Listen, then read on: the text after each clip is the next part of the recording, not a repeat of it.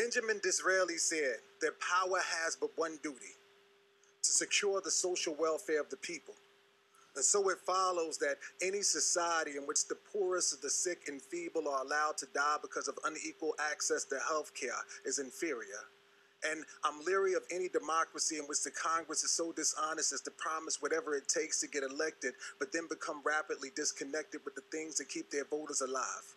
Like they thrive off of donations from health management organizations, taking gifts and vacations that obligate them to do what's not within the best interest of their constituents. And how is it that the masses of people in the richest country in the world are not afforded even the basic level of insurance, when the proper protocol should be Medicare for all, but instead we get caught up in jargon like public options and single payer? If you're broke and sick in America, then you ain't got a prayer. If you can't afford to write a blank check, then all American doctors have for you is a blank stare at your aches and your coughs. And big insurance companies can't do anything that Medicare doesn't do, but they do it for 6 times the administrative cost.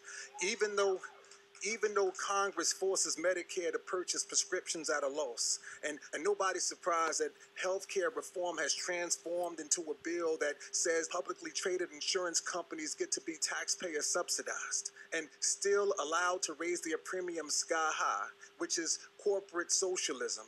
And the saddest thing about the tea baggers is that they're in the habit of advocating for the people who are most against them, as long as they're against the president.